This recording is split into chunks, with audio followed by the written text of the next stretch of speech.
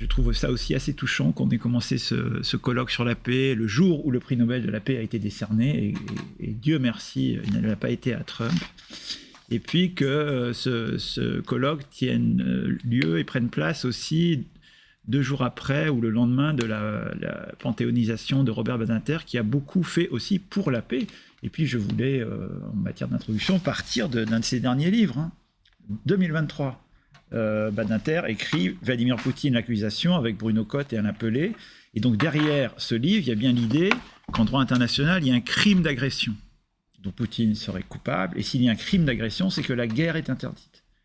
Si la guerre est interdite, c'est que le droit international tel qu'il existe, il fait de la paix un principe fondateur, comme la paix est un principe fondateur de l'Union européenne. Alors j'aimerais mettre ces choses en perspective en pensant la paix comme le colloque y invite, et puis en la pensant dans le cadre de la préparation à l'agrégation aussi. Donc je vais faire des petites choses de vocabulaire au début. Et en fait, en t'écoutant, Thomas, je me suis dit, bon, moi j'ai pas de plan, parce que j'ai envie de dire plein de choses, et j'ai combien de temps? 45 minutes? Jusqu'à midi 10, on va dire, à peu près. En t'écoutant, je me suis dit, bon, je vais faire comme toi, je vais donner plein d'éléments d'histoire conceptuelle dans une première partie, dans une deuxième partie, mon Platon, ce sera Habermas. Voilà. Alors j'ai trouvé une illustration, puisque tu parlais d'illustration hier, Ninon, que j'affiche, qui est une affiche des Nations Unies, où on voit la colombe de la paix qui transporte le A de la guerre vers le A de la paix, avec cette idée qu'il s'agit d'instituer un droit à la paix, et moi j'aimerais qu'on pense la paix comme un droit. Et j'aimerais qu'on pense la paix dans le droit, et avec le droit. Et j'ai mis une citation qui paraphrase en fait un texte d'Étienne Tassin, dans lequel il lui dit que guerre et politique se déploient dans un horizon cosmopolitique. Donc je le paraphrase, puisque moi j'aimerais qu'on pense que paix et politique se déploient dans cet horizon cosmopolitique. Étienne Tassin, le regretté Étienne Tassin, dit ça dans un texte sur la guerre, dans un volume sur la guerre que j'indique aux agrégatifs et que je vais citer tout à l'heure, dans lequel j'ai traduit un entretien sur la guerre et la paix de Habermas, c'est le titre de l'entretien, entretien sur la guerre et la paix, avec Alexandre Dupéry, qui n'est pas parmi nous, mais qui fait partie du nouveau collège d'études politiques, et avec qui j'ai traduit mes premiers textes de Habermas. Alors, très rapidement, je voudrais qu'on réfléchisse un petit peu à en quoi la paix est-elle un concept. On a eu cette discussion pour l'affiche, j'ai dit, bon, mettre concept de paix sur l'affiche, ça me gêne un petit peu, parce que quand on fait de la philosophie et conceptualiser la paix, ça ne va pas de soi. C'est pas simplement un mot, c'est pas non plus une utopie, un idéal. Moi, j'aimerais montrer que c'est un principe, que la paix est un principe en droit international et pas simplement une valeur. Donc c'est quelque chose de fondateur, et qu'on doit pouvoir penser la paix comme un droit et donc aussi comme un devoir. Je ne vais pas lire les citations de Wajdi Mouawad, mais quand même, quand j'ai lu cet article qu'il a écrit au moment de la reconnaissance de l'État palestinien par la France, ça m'a frappé qu'il dise, voilà, le mot de paix est un mot trop grand.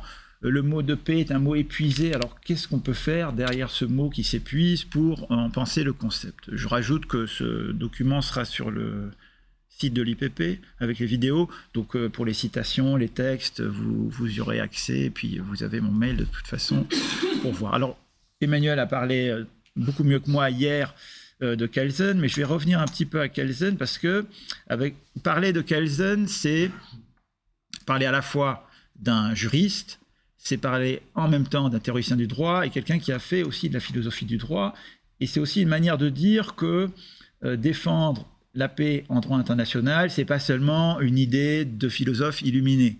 C'est-à-dire qu'il y a vraiment quelque chose de sérieux, comme le dit Romain, et je suis content de parler devant un juriste qui pourra corriger toutes les bêtises que je risque de dire, comme me le disait Romain hier soir dans une discussion informelle, international law matters. C'est-à-dire que le droit international, quoi qu'on en dise au quotidien et quoi qu'on voit au quotidien, le droit international, il a une importance et il fait des choses. Et donc Kelsen écrit pendant la Seconde Guerre mondiale que, là je le lis, que la justice, c'est plus la justice de Platon, signifie le maintien d'un ordre positif scrupuleusement appliqué, c'est la justice par le droit, dans la mesure où le but de tout ordre social, tout particulièrement de l'ordre légal, est la paix. La justice au sens de la conformité au droit signifie la paix garantie par le droit. Et donc, c'est une paix qui est assurée par le droit international. Je ne lis pas tout parce que je n'ai pas le temps. Ça, c'est la citation à laquelle tu faisais référence hier, Emmanuel, dans cet article sur la responsabilité des criminels de guerre. avec cette idée qu'il faut juridiciser les rapports internationaux. Je fais un petit point de vocabulaire sur juridicisation, c'est l'acte de rendre juridique. On ne reste pas simplement dans le politique, dans le moral, on rend juridique, on fait entrer dans le droit. En français, on a ce mot de judiciarisation, mais attention, ça ne veut pas dire la même chose. En français, on a deux ordres juridiques, on a l'ordre judiciaire, on a l'ordre administratif, et quand on dit judiciariser, c'est souvent des choses du droit administratif qui passent dans le droit judiciaire. Donc juridiciser, c'est rendre juridique. Et donc là, il s'agit de rendre juridique les conflits internationaux pour pouvoir créer un ordre international dans lequel la paix est possible et dans lequel, pour le dire de façon un peu brutale, il faut pouvoir interdire la guerre. Le droit international classique, et quand je parle de droit international, c'est le droit international public, qui est un droit international qui est régi par les relations entre les États, primordialement, d'abord. Le droit international classique est un droit de la guerre, où les États se font la guerre, c'est une de leurs prérogatives. Le droit international contemporain, le droit international cosmopolitique vers lequel je veux aller, est un droit qui se donne pour mission d'interdire la guerre. Et donc il faut réfléchir aux conditions par lesquelles c'est possible. Et on va voir avec Habermas qu'il ne s'agit plus de penser en termes de guerre juste, de guerre injuste, mais de guerre légale et de guerre illégale. On peut tout au plus faire la guerre dans un cadre légal. Le texte de Kelsen, là j'ai mis la référence que j'ai mentionnée hier, c'est dans le volume « Le droit international selon Kelsen », dirigé par Ninon Granger, qui a aussi écrit un livre sur la stasis, by the way. Je fais le VRP comme je l'ai fait hier. Slide suivant, je voulais quand même dire 2-3 choses au sujet de Kelsen sans marcher dans les plates-bandes d'Emmanuel hier, parce que j'aimais bien cette expression d'Otto Pfersmann qu'on pourra discuter éventuellement, qui explique que Kelsen cherchait une technologie de la paix et qu'il publie aussi un texte en D32 sur la technique du droit international et l'organisation de la paix, pour ne lire que ce que j'ai mis en gras. Alors, je suis obligé de passer un peu par Kant. Dans le programme initial, c'est Maëlle Kwan qui parlait de Kant ce matin, puis moi, dans la foulée de Habermas, lecteur de Kant. Puis j'imagine que les agrégatifs sont très au point sur Kant, qui est quand même une lecture classique. On sait que dans le projet de paix perpétuelle, qui est un projet philosophique, là vous avez le titre en entier, il y a plein de traductions en français, à la paix perpétuelle, vers la paix perpétuelle, le projet de paix perpétuelle. Bon, on peut choisir. On sait qu'il y a dans la deuxième partie, dans les articles définitifs, 3 niveaux du droit. Pour que la paix civile dans l'État, on passe un contrat social pour sortir de l'état de nature et vivre en paix avec les autres dans une république. Et idéalement, il faut que tous les États soient républicains pour que la paix soit possible. Ensuite, au niveau international, pour parler le vocabulaire de Bentham, on institue une paix par une fédération des États, j'y reviens tout de suite, et j'en profite pour faire le commentaire de cette expression droit international chez Bentham en français qui date de l'époque de Kant, mais le texte de Bentham ne va être connu qu'au début du 19e. Donc quand Kant écrit en 1795, il parle de Völkerrecht. Et les Allemands continuent de parler de Völkerrecht, même si l'expression internationales Recht existe en allemand. Mais quand les Allemands parlent de Völkerrecht, ils parlent de ce que nous, en français, on a appelé jusqu'au XIXe siècle le droit des gens. Emer de Vattel écrit un livre sur le droit des gens. Mais le Völkerrecht, le droit des gens, c'est le Jus Gentium. Donc, ce que les Romains ont inventé pour articuler les relations juridiques avec les habitants de l'Empire qui n'étaient pas des citoyens romains. Et ça aurait été une autre manière de répondre à la dernière question tout à l'heure, de voilà, est-ce qu'il y avait un droit international dans la Grèce antique? Très bonne question, je ne sais pas trop, mais ce qui est sûr, c'est qu'à Rome, le Jus Gentium va inventer quelque chose qui sera le précurseur du droit international. Et alors quand Kant pense cette fédération des États, il parle d'un Völkerbund, qui sera précisément le nom de la SDN en allemand, Völkerbund. Et on sait que Wilson a travaillé à l'institution de la SDN, qu'il avait soi-disant lu Kant, mais on sait aussi que les États-Unis n'ont jamais signé le traité de Versailles et que donc ils n'ont pas été membres de la SDN. Et j'invite vraiment tous ceux qui travaillent sur la paix dans la perspective d'une dissertation de philosophie de concours de bien charpenter leurs connaissances historiques, que ce soit ce qu'a dit hier Benjamin sur la paix d'Utrecht, ce que je dis là sur le traité de Versailles, avoir un peu des connaissances concrètes de l'histoire, et puis par ailleurs de faire ce que j'essaye un peu de faire là, d'aller voir ce qu'est le droit international, ce que fait le droit international. J'imagine que vous le faites, donc je donne peut-être des conseils vains, mais je les redonne. Ouvrez un manuel de droit international, allez lire le chapitre sur la paix, lisez la Charte des Nations Unies, etc., etc. Je pense qu'un bon philosophe est celui qui pense des réalités dans lesquelles il vit, et pas seulement celui qui propose des concepts ou des idées pour stimuler son esprit. Bon, et on sait que chez Kant, le troisième niveau, c'est le fameux Weltbürgerrecht, donc le droit des citoyens du monde, le droit cosmopolitique. Et j'insiste bien sur la dimension politique de cette citoyenneté mondiale. Il faut faire attention de ne pas, par une légèreté de plume, écrire le droit cosmopolite ou utiliser l'adjectif cosmopolite, comme on l'utilise pour parler de la cuisine. C'est vraiment cosmopolitique, c'est-à-dire qu'il y a une dimension politique dans cette pensée du droit international. Et la conséquence pour Kant, vous le savez, c'est un impératif catégorique, c'est l'interdiction de la guerre. C'est pour ça que je fais un petit jeu de mots sur le titre du fameux opuscule de Kant, d'un prétendu droit de mentir par humanité. Moi, je le rebâtis, j'invente. C'est pas Kant qui dit ça, c'est moi qui dis über ein vermeintes Recht aus Menschenliebe Krieg zu führen, donc d'un prétendu droit de faire la guerre par amour de l'humanité. Donc, tout de même qu'on n'a pas le droit de mentir, on n'a pas le droit de faire la guerre. Et je mets la fameuse phrase qu'a citée aussi Benjamin hier dans une autre traduction, une traduction plus ancienne, qui vaut ce qu'elle vaut, qui est dans le 3e article. Ainsi, l'idée du droit cosmopolitique n'est pas une manière chimérique et exaltée de se représenter le droit, mais constitue un complément indispensable du code non écrit qui comprend le droit civil aussi bien que le droit des gens, en vue de réaliser le droit public de l'humanité en général et conduire par là à la paix perpétuelle. Donc l'innovation kantienne, c'est pas de penser le cosmopolitisme en tant que tel, qui est une idée très ancienne. Cosmopolitesse, c'est une idée de l'Antiquité grecque, Diogène de Sinope, etc. Mais la nouveauté kantienne, c'est d'en faire quelque chose de juridique, et pas d'en faire simplement quelque chose de philosophique. C'est pas simplement un idéal philosophique, c'est une exigence juridique dans un ordre qui se construit comme tel. À la même époque, d'Alembert, un peu avant Kant, je le mets un peu en passant, mais en même temps c'est pour rappeler ce climat de réflexion sur la paix perpétuelle à l'époque, et pour compléter aussi ce qu'a dit Benjamin hier. Dans les essais sur les éléments de philosophie, d'Alembert écrit à l'ouverture du chapitre sur la morale des États, « Chaque État, outre ses lois particulières, a aussi des lois à observer par rapport aux autres. Ces lois ne diffèrent point de celles que les membres d'une même société doivent observer mutuellement. La modération, l'équité, la bonne foi, les égards réciproques en doivent être les grands principes.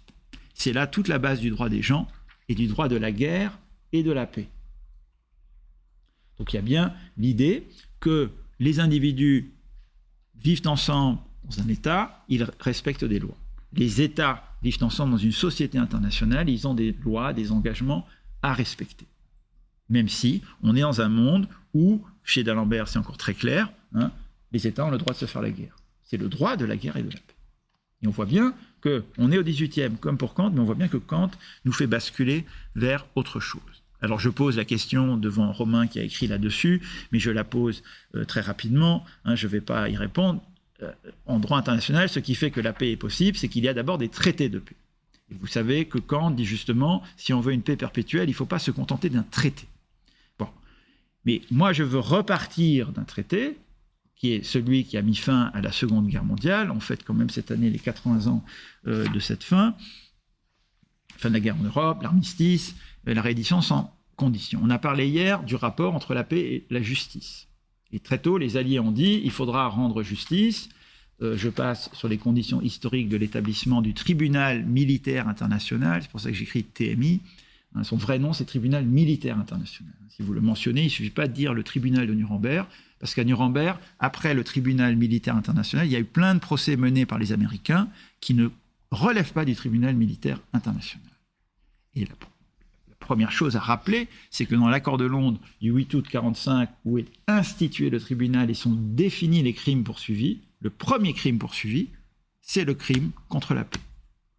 L'ensemble des crimes contre la paix, ce qu'on appelle aujourd'hui le crime d'agression. Donc avant de poursuivre les crimes de guerre, avant de poursuivre ce qui a été inventé à Nuremberg, les crimes contre l'humanité, le principe fondateur de ce tribunal, c'était de poursuivre ceux qui avaient commis une guerre d'agression. Et pour le procureur américain, Jackson, c'était vraiment central. Il s'agissait de poursuivre ceux qui avaient fomenté un complot pour agresser les États qui ont subi l'attaque nazie pendant la Seconde Guerre mondiale. Je lis quand même la façon dont les crimes contre la paix sont définis: la direction, la préparation, le déclenchement, la poursuite d'une guerre d'agression ou d'une guerre de violation des traités, assurances ou accords internationaux, ou la participation à un plan concerté ou à un complot pour l'accomplissement de l'un quelconque des actes qui précèdent. Quel était cet accord qui permettait de dire qu'il y a une guerre d'agression, il y a un traité qui a été violé? C'était le pacte Briand-Kellogg qu'a mentionné Emmanuel hier, avec les problèmes que ça posait, puisque ça concernait des États et que ça ne concernait pas des individus. Ce sera le point suivant. Donc le pacte Briand-Kellogg est tellement important quand même que dans son jugement, le tribunal pourra affirmer déclencher une guerre d'agression n'est pas seulement un crime d'ordre international, c'est le crime international suprême, ne différant des autres crimes de guerre que du fait qu'il les contient tous et qu'il les conditionne tous. Dans le jugement du tribunal de Nuremberg, on y revient. Et je rappelle que le pacte Briand-Kellogg est signé en 28, qu'il est entré en vigueur en 29, que les 15 pays qui l'ont signé, dont l'Allemagne, renoncent à la guerre en tant qu'instrument de politique nationale dans leurs relations mutuelles. Et par la suite, 40 pays l'ont signé, sauf l'Union soviétique, donc ce qui posait aussi un problème, puisque l'Union soviétique siégeait à Nuremberg et jugeait à Nuremberg. Au moment où le procès se tient, entre en vigueur la Charte des Nations Unies. On sait tous qu'elle est signée le 26 juin 1945, on se souvient moins qu'elle entre en vigueur en octobre-novembre 1945, au moment où s'ouvre le procès. Et la Charte des Nations Unies est placée sous l'égide d'une société internationale dans laquelle la paix sera centrale. J'ai rappelé 2-3 éléments du préambule, on distingue mal dans ma présentation, en mettant d'abord une phrase de moi. Ce texte international fondateur contient en son chapitre 6 un principe fondamental relatif au règlement pacifique des différends, j'y reviendrai un peu, et c'est la première contribution juridique significative à la notion de paix. Et dans le préambule, on peut lire au début que nous, peuple des Nations Unies, sommes résolus de préserver les générations futures du fléau de la guerre, qui 2 fois, en l'espace d'une vie, a infligé à l'humanité d'indicibles souffrances, a proclamé, tout de suite, dans la 2e ligne du préambule, a proclamé à nouveau notre foi dans les droits fondamentaux de l'homme. Et c'est à partir de là que je vais essayer de penser le cosmopolitisme, le droit cosmopolitique et l'idée d'un droit à la paix. S'il y a une citoyenneté mondiale, s'il y a un ordre juridique mondial dont les citoyens sont des sujets, ces citoyens ont droit à la paix et ils ont le devoir d'œuvrer à cette paix. Et donc, à ces fins, je ne lis pas tout, il s'agit de pratiquer la tolérance, de vivre en paix l'un avec l'autre, dans un esprit de bon voisinage. Alors, cette Charte des Nations Unies, qui prétend instaurer juridiquement un régime de paix mondiale, elle se donne un certain nombre de moyens limités, puisque les États doivent mettre en œuvre les politiques menées par les Nations Unies, mais les Nations Unies n'ont pas de police, les Nations Unies ne sont pas capables par elles seules de mettre en œuvre la paix. C'est pour ça que je vous ai donné quelques liens, quelques éléments que je ne vais pas développer, mais pour bien y réfléchir, il faut aller voir sur le site des Nations Unies qu'est-ce que c'est que le peacekeeping, le peacemaking, le peace building, le peace enforcement. Le site est bien fait, mais quand on veut voir en français, ça ne marche pas toujours. Voilà. Donc, c'est pour ça que je dis les mots en anglais, puis on est habitué à entendre peacekeeping, peace building. Et par ailleurs, dans un des organes des Nations Unies qui est l'UNESCO, il y a quand même l'idée que, dès le départ, en 1945, c'est dans l'esprit des hommes que naissent les guerres, et c'est dans leur esprit qu'il faut ériger les défenses de la paix. C'est-à-dire que le droit à la paix, comme je l'ai dit, va dépendre du devoir des individus qui vont essayer d'œuvrer pour la paix, et ça passe par l'éducation, et par une capacité des individus à penser un monde en paix. Pour finir sur je crois finir sur cette première partie, parce que je n'ai pas tous mes slides en tête, mais grosso modo, on arrive au 10 décembre 1948, à cette résolution des Nations Unies 217A3, du 10 décembre 1948, Palais de Chaillot à Paris, la Déclaration universelle des droits de l'homme, que tout le monde connaît de nom, que beaucoup de gens ont lu, que beaucoup de gens n'ont pas lu, lisez-la, elle n'est pas très longue, dont peu de gens savent que ce n'est pas un traité. Ce n'est pas une convention de droit international. C'est une simple déclaration des Nations Unies. Elle a une valeur symbolique, significative. Elle a eu une influence ensuite sur la rédaction de tout un tas de traités et de conventions qui protègent les droits de l'homme. Mais il y a bien l'idée, dès le préambule, là encore, c'est intéressant de le savoir, de noter que, considérant que la reconnaissance de la dignité inhérente à tous les membres de la famille humaine et de leurs droits égaux et inaliénables constitue le fondement de la liberté, de la justice, de la paix dans le monde. Vous voyez encore comment la paix est reliée aux droits de l'homme en tant que tel. Et donc je pose la question du droit à la paix parce que dans la déclaration, vous ne trouverez pas « tout homme a droit à la paix ». Je la pose par rapport notamment à cet article 28, qui est l'article final, si je me souviens bien. Toute personne a droit à ce que règne, sur le plan social et sur le plan international, un ordre tel que les droits et libertés énoncés dans la présente déclaration puissent y trouver plein effet. Alors comment instituer cet ordre, comment le penser? C'est là que deuxième partie si vous voulez, c'est là que je recours à Jürgen Habermas, qui, pour ceux qui ne le connaissent pas, et j'ai trouvé bien hier, Manuel, que tu rappelles Kelsen, vraiment qui il est quand on ne connaît pas, donc je vais faire un peu pareil pour Habermas. Habermas est un philosophe allemand, contemporain, représentant de la théorie critique, né en 29, donc suffisamment jeune pour échapper à l'embrigadement dans l'armée allemande et la guerre allemande, même s'il a dû, par la force des choses, faire un peu partie des Hitlerjugend, traumatisé par la Seconde Guerre mondiale, traumatisé par les crimes commis par les nazis, très attentif tout de suite à ce qui s'est passé au procès de Nuremberg, très désireux de reconstruire une Allemagne démocratique et de critiquer les continuités nazies. C'est quelqu'un qui ensuite a beaucoup réfléchi sur la construction européenne et dans ce cadre-là à la paix. Vous connaissez certainement son texte, je vais en reparler un tout petit peu, son texte sur le bicentenaire du projet paix perpétuel, qui paraît donc en 1995, qui a été édité par Jean-Marc Ferry dans sa petite collection Auxerre, Les Humanités. Donc ce volume est plus ou moins épuisé, mais le texte d'Habermas est toujours dans l'intégration républicaine. Et c'est un texte qu'il faut avoir lu. Quand on travaille sur la paix en philosophie, c'est évident. Mais ce que j'aimerais vous dire aujourd'hui, c'est qu'il y a d'autres textes de lui qui sont moins connus, plus récents, auxquels on va pouvoir recourir pour bien penser cet enjeu cosmopolitique. Mais dès 1983, il y a d'autres choses, mais j'ai choisi ça dans le contexte allemand de la guerre froide. Habermas écrit ceci: « Il faut que le droit des gens soit adapté à cette nouvelle situation. L'État comme monopole de la force, tel qu'il est apparu dans la modernité européenne, a permis la paix juridique intérieure, donc la paix civile. L'État apparaît dans la modernité précisément face aux guerres de religion. Et les sociétés européennes se sont pacifiées en inventant l'État moderne. Ce qu'il demande, c'est une poussée évolutive tout aussi inouïe qu'à l'époque, qui est nécessaire si l'on veut commencer à entrevoir cette paix juridique internationale dont Kant avait eu une certaine idée. Il dit bien une paix juridique internationale et pas simplement une idée de paix. Pour ne pas réduire cette utopie, qui est une question de survie, à un cauchemar de l'État mondial, puisque c'est précisément ce qui fait peur à Kant et ce qui empêche Kant de penser une fédération vraiment forte, et c'est ça que discutera Habermas dans le texte de 95 puis au-delà. Pour ne pas réduire cette utopie au cauchemar d'un État mondial, il est requis, encore une fois, qu'elle ne soit pas enserrée dans la figure de pensée de l'État comme monopole de la force. Donc, comment est-ce qu'on va penser au-delà de l'État quelque chose qui rend possible la paix et qui n'incarne pas le monopole étatique de la force?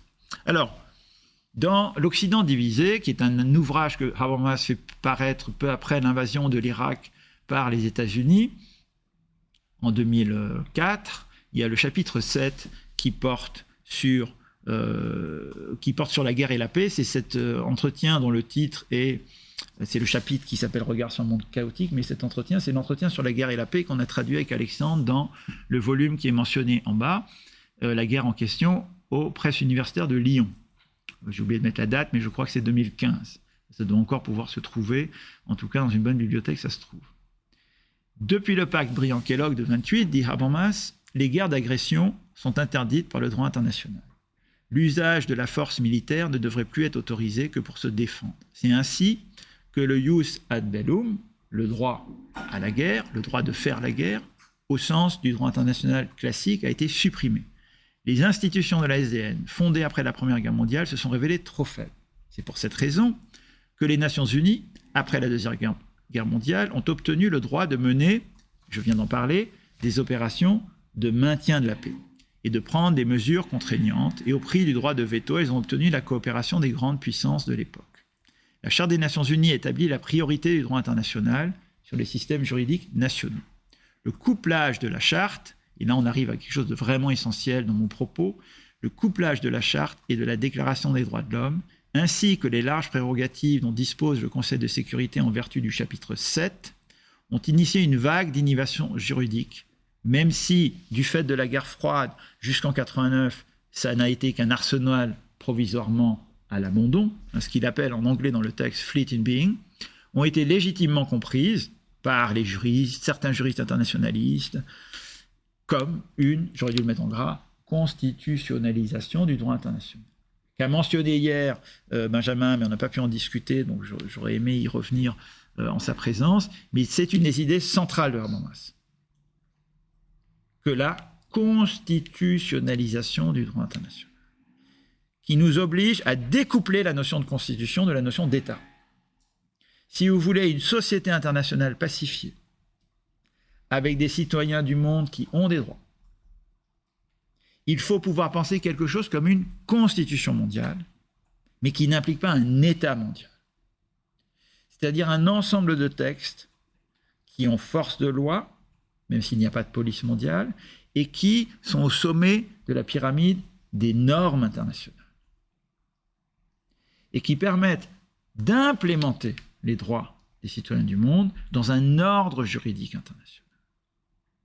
Et ce n'est pas pour rien que le texte du chapitre 8 de l'Occident divisé a pour titre, je vais le montrer tout de suite, a pour titre « La constitutionnalisation du droit international a-t-elle encore une chance ?» Sous-entendu, après l'invasion de l'Irak par George Bush et après tout ce qui se passe, et a-t-elle encore une chance après l'invasion de l'Ukraine en 2022, et puis après ce qui s'est passé à Gaza. On peut être désespéré aujourd'hui face à ces questions, et ces ambitions philosophiques peuvent sembler, sinon iréniques, du moins chimériques. Donc voilà, cette notion de constitutionnalisation du droit international me semble tout à fait importante pour penser la paix dans un ordre juridique international, et en tout cas conceptuellement innovante et intéressante. Comment passer de l'ordre des États à l'ordre des citoyens du monde sans penser à un contrat social mondial qui implique un État mondial, eh bien cette notion de constitution le permet peut-être. Alors il ajoute, l'Organisation mondiale, qui comptait à l'époque 193 États membres, dispose d'une véritable constitution qui établit des procédures à partir desquelles les infractions aux règles internationales peuvent être constatées et poursuivies. Depuis lors, et c'est ce que j'ai dit tout à l'heure, il n'existe plus de guerre juste ou injuste, mais simplement des guerres légales ou illégales, c'est-à-dire des guerres qui sont justifiées au regard du droit international ou qui ne le sont pas. Justifié est un mot un peu fort, il aurait pu dire simplement qu'ils sont autorisés ou demandés au niveau du droit international. Il existe un volume publié par des juristes très sérieux. La Charte des Nations Unies est-elle une constitution mondiale? Donc c'est des débats entre les juristes. Il y a des internationalistes qui trouvent ça complètement délirant. Il y en a d'autres qui trouvent ça intéressant et sérieux. Dans le même texte, il ajoute ensuite « Ce dont nous devons nous occuper, c'est la prémisse soi-disant réaliste défendue par les Hobbesiens de gauche et de droite que le droit, même sous la forme moderne de l'état de droit démocratique, n'est jamais qu'un instrument et un masque du pouvoir économique ou politique. Si l'on part de ce présupposé, le pacifisme juridique qui voudrait étendre le règne du droit sur l'état de nature qui prévaut entre les États est une pure illusion.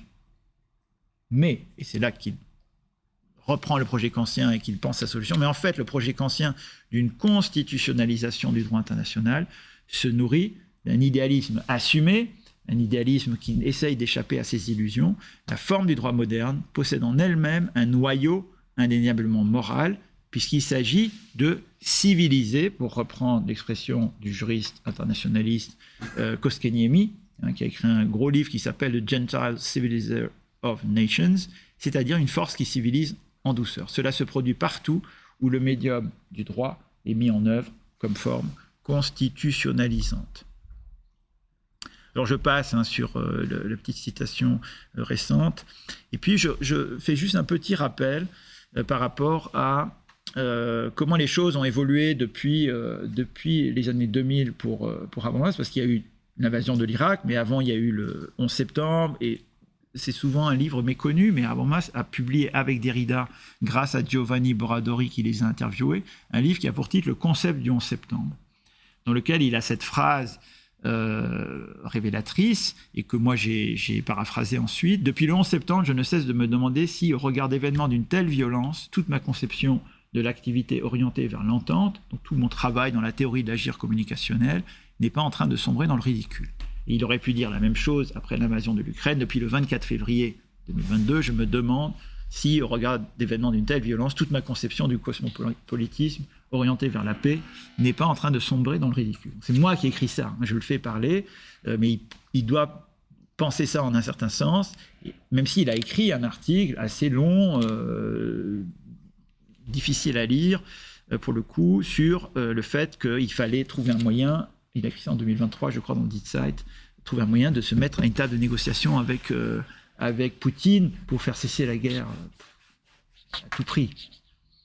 Ce qui lui a valu un certain nombre de critiques, mais bon, il n'y a pas eu de rebondissement derrière, c'est un peu passé à l'as, et le texte n'a pas été traduit en français, je crois pas.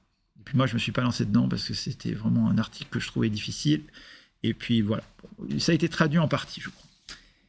Et dans le volume de Habermas qui s'appelle Parcours chez Gallimard, il y a 2 gros volumes qui reprennent tout un tas de textes que Habermas a publiés depuis les années 60. Il y a eu une édition en Allemagne pour les étudiants de tous ces textes importants, et puis en français on a essayé de faire la même chose. Donc il y a 2 gros volumes, et dans le 2e volume il y a son texte sur la constitutionnalisation du droit international que j'ai traduit, et je vais lui donner des citations plus longues, et je ne vais pas sortir le bouquin maintenant, donc je vous rappelle juste qu'il part de l'idée que Kant condamne toute guerre d'agression et remet en cause le droit d'un État souverain à mener une guerre. Donc déjà Kant avait conscience de ça. Et dans le cœur du texte, là vous avez le titre en entier, vous avez les pages, vous pouvez le retrouver facilement. Et c'est là qu'il explicite la façon dont on peut penser une constitution politique de la société mondiale, et dont il explique comment on peut se sortir du problème qu'a pas réussi à résoudre Kant, c'est-à-dire ce passage des individus qui passent un contrat social, qui vivent dans un État, et ensuite les États, il ne faut pas passer un contrat social parce qu'il ne faut pas créer un État mondial, mais en même temps, il faut qu'ils s'associent, mais comment est-ce qu'ils peuvent s'associer pour être sûrs qu'ils ne se font plus la guerre? Et c'est là que le modèle de fédération des États chez Kant est un peu fragile, mais parce que Kant, dit Habermas, n'arrive pas à penser la constitution indépendamment de l'État. Donc là, je le lis.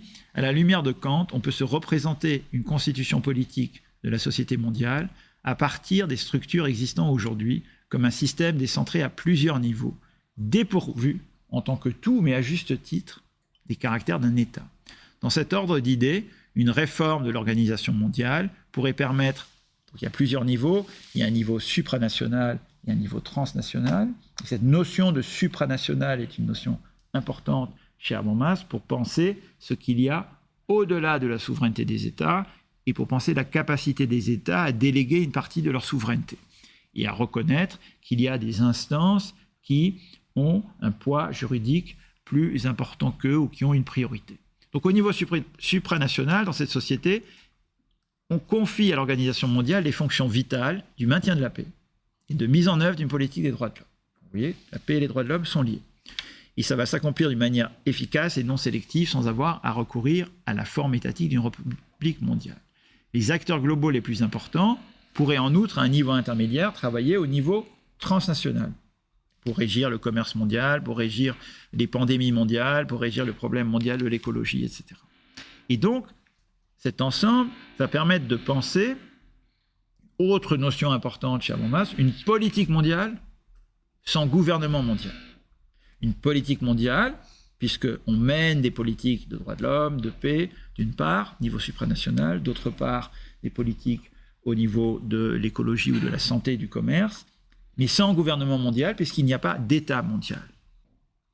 Et pour ça, il faut franchir un certain seuil, un seuil de conscience, pour que les citoyens acceptent qu'ils sont non seulement citoyens de leur État, mais qu'ils sont citoyens d'une entité politique différente qui les dépasse. Nous, en Europe, On y est un petit peu habitué avec l'idée d'une souveraineté partagée entre notre appartenance à notre État-nation et notre appartenance, notre passeport en atteste, à l'Union européenne. Bon, est-ce qu'on peut imaginer qu'on ait un passeport de l'Union mondiale et qu'on se pense comme citoyen du monde et qu'on se pense comme acteur dans cette configuration mondiale? Et là, on se dit qu'il faut franchir un seuil de conscience qui n'est pas un seuil si difficile à franchir dès lors que on comprend, je lis à partir de la deuxième phrase, que si la communauté internationale s'en tient aux fonctions de garantie de la paix, de protection des droits de l'homme, alors la solidarité, autre notion importante pour penser la citoyenneté mondiale, ce n'est pas 7 milliards d'individus qui sont les uns à côté des autres et qui sont les uns différents des autres. Ce sont des individus qui se pensent comme partie d'un tout. Ce que Kant avait déjà très bien ressenti, comme on l'a vu dans l'exposé de Benjamin hier. Alors, la solidarité des citoyens du monde n'a pas besoin, contrairement à la solidarité des citoyens dans un État, de s'appuyer sur de fortes évaluations éthiques et sur les pratiques d'une culture politique et une forme de vie commune. On n'a pas besoin de parler la même langue, on n'a pas besoin d'avoir la même religion, on n'a pas besoin d'avoir les mêmes croyances, on n'a pas besoin d'avoir la même culture. C'est là qu'il introduit la perspective universaliste. Il suffit que l'indignation morale soit éprouvée de la même façon quand il s'agit de violations massives des droits de l'homme et d'atteintes évidentes à l'interdit de l'agression militaire. La façon dont, dans le monde entier, des gens se sont indignés de la campagne de vengeance menée par Tsahal dans la bande de Gaza, ça relève de ce franchissement de seuil, qu'il y ait des manifestations partout, que des gens s'indignent, qu'ils essayent de faire quelque chose, eh bien, ça participe de cette idée d'une solidarité, et de cette indignation face à la guerre, et de cette demande de cesser le feu avant de voir comment on peut construire une paix. Donc, je lis, pour produire l'intégration dans une communauté de citoyens du monde, il suffit que la perception d'actes qui relèvent de la criminalité de masse produise au niveau des sentiments des réactions négatives communes. Et c'est là qu'on a affaire à une morale déontologique universaliste qui produit des devoirs négatifs, devoir de renoncer aux guerres d'agression, de renoncer évidemment aux crimes contre l'humanité, et ça constitue au bout du compte le critère pour énoncer le droit dans les tribunaux internationaux et pour prendre des décisions politiques dans l'organisation mondiale. Et donc à partir de là, on peut poursuivre des individus qui commettent une guerre d'agression, qui commettent des crimes de masse, et je ne l'ai pas dit tout à l'heure, je le dis maintenant, mais la grande innovation juridique du tribunal militaire international de Nuremberg, Emmanuel l'a dit hier, c'est qu'on poursuit des individus, et que les individus deviennent des sujets du droit international. Il n'y a pas que les États et les organisations internationales, mais il y a les individus. Ils le deviennent négativement en tant qu'on les poursuit comme criminels, mais les individus, vous et moi, deviennent des sujets du droit international, pas seulement en tant qu'ils sont susceptibles d'être poursuivis pour des crimes très graves au niveau international, mais aussi en tant qu'ils sont susceptibles d'agir pour la paix en tant que citoyens. Donc il ajoute, j'ai pris dans l'ordre les passages, vous comprenez son raisonnement et comment il construit cette paix par le droit cosmopolitique. Les innovations mises en œuvre depuis 1945 dans le droit international et dont nous allons parler à présent, même si elles sont sans effet, vont au-delà du succès d'année d'une fédération volontaire de républiques indépendantes chez Kant. Le succès d'année, c'est le negative surrogate. Il y a plusieurs manières de le traduire. Kant a bien conscience que ce qu'il propose, c'est quelque chose d'inabouti. Mais au lieu de nous orienter vers une république mondiale disposant du monopole de l'usage de la force, ces innovations nous dirigent, en tout cas sur le plan de leurs prétentions, ce qu'elles visent, vers un régime des droits de l'homme et de la paix sanctionné au niveau supranational. Régime qui, libéralisant et pacifiant la société mondiale, doit instituer une politique intérieure mondiale sans gouvernement mondial à un niveau transnational. À vrai dire, tout ça, je viens de vous le dire, là c'est simplement synthétisé, la question de savoir si la Charte des Nations Unies peut être interprétée comme une constitution est sujette à une vive controverse parmi les internationalistes. Et pour que cette conscience citoyenne de la paix et que ce droit à la paix soit aussi un devoir d'œuvrer à la paix, il faut qu'il y ait un espace public à l'échelle mondiale. Et il faut que l'éducation permette aux individus mieux éclairés, plus attentifs aux problématiques liées aux guerres illégales, puissent entrer dans l'arène de l'espace public Dès le texte sur le bicentenaire de la paix perpétuelle de 1995, Habermas écrivait « Kant combattait la censure et défendait un espace public transparent dans lequel des citoyens cultivés pouvaient argumenter. C'était, sans compter, dit Habermas, avec le changement de structure de l'espace public des citoyens qui a transformé celui-ci en un espace dominé par les masses médias électroniques, dégénéré au niveau sémantique, occupé par des images et des réalités virtuelles. » Il disait déjà ça en 1995, et dans le bouquin qui est sorti il y a 2 ans sur le nouvel espace public, le petit bouquin chez NRF-EC, il accentue ce problème avec la façon dont Internet est à la fois un espoir pour une démocratisation de l'espace public et en même temps une dégénérescence, pour reprendre le terme qui a ici, une dégénérescence des images de violence et de la manipulation, de la propagande et du triomphe, comme on le sait trop bien, de ce qu'on a appelé la post-vérité. Il manque de toute évidence, dit Habermas, j'ai collé des bouts de citation, un espace public planétaire, sachant qu'il n'y a pas même d'espace public européen dont la création serait urgente et nécessaire.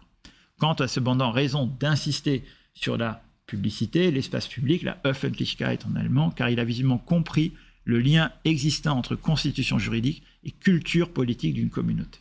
Il s'agit d'inventer la culture cosmopolitique d'une communauté mondiale.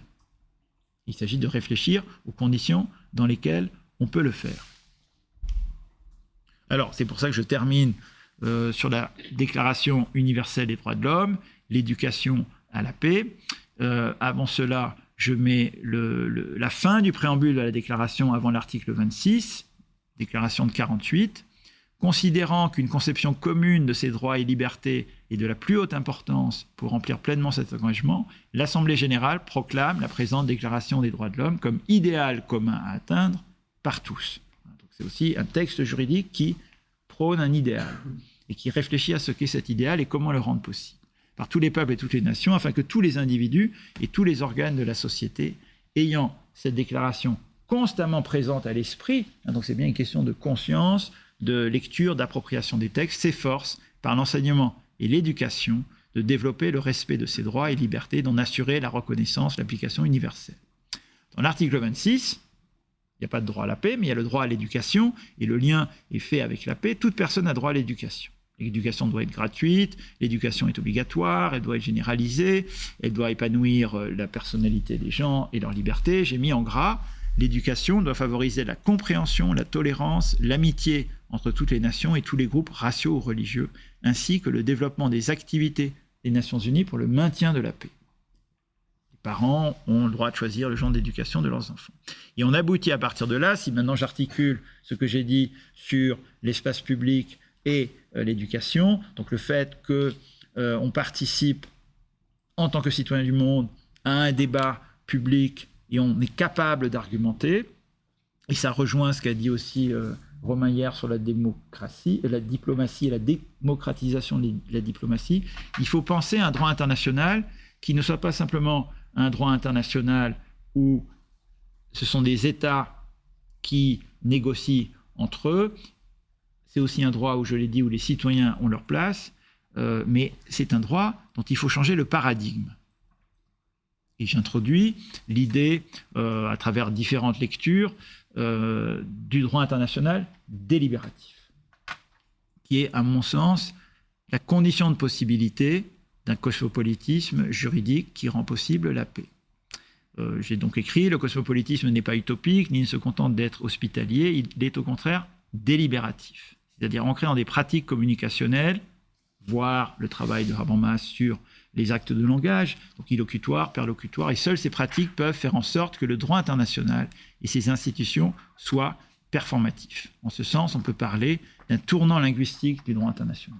Là où le droit international classique était adossé à une philosophie de la conscience, à celle de l'État monade, souverain, sujet, l'État, c'est moi, tout-puissant, il faut penser un revirement de paradigme où ce ne sont plus les chefs de gouvernement, les diplomates qui prennent les décisions, et je vais conclure, oui, où précisément on va pouvoir penser, avec Habermas, je ne lis pas tout, des décisions qui sont construites par l'échange d'arguments, par des négociations entre différents acteurs à différents niveaux qui cherchent à s'entendre. Et il y a des juristes qui ont travaillé là-dessus et des politistes qui ont travaillé là-dessus, que je mentionne rapidement dans ce passage, qui ont lu Habermas et qui ont cherché à élaborer conceptuellement une théorie du droit international qui puisse faire sens pour ces internationalistes. Je cite Harald Müller, qui a écrit beaucoup d'articles depuis le milieu des années 90, dont les titres sont éclairants, comme, je lis le titre en anglais du milieu, Arguing, Bargaining and All That, Communicative Action, Rationalist Theory and the Logic of Appropriateness in International Relations. Donc on a là des moyens pour penser cet espace public mondial où les individus prennent place et cherchent à argumenter en faveur de la paix. Je rajouterai pour terminer 2 références que je n'ai pas utilisées, mais c'est vrai que c'est important ce texte qui a aussi fait polémique à l'époque en 99, et puis en écoutant Milena parler hier du TPY, on peut se rappeler que quand l'OTAN est intervenue en Serbie en 99, Habermas a écrit un petit texte assez percutant d'une politique de la puissance à la société cosmopolitique, où il réfléchit à ce changement de paradigme. Comment on est passé du droit international classique au droit cosmopolitique et comment ça peut rendre possible la paix. Et puis, dernière chose, Jean-Marc Ferry, dans son livre sur l'État européen de 2000, où il réfléchit à l'espace public européen, consacre un tout petit chapitre au texte de Kant, commenté par Habermas, que lui va prolonger pour ceux qui veulent vraiment aller prolonger cette réflexion sur la façon de faire la paix et dans un an qui n'est pas seulement kantien. Si vous voulez prolonger ça dans un an hegelien, lisez Jean-Marc Ferry et l'éthique reconstructrice entre les nations. Je n'ai pas le temps d'en parler, mais je l'ai mis pour qu'on ne l'oublie pas. Et oui, c'est la fin.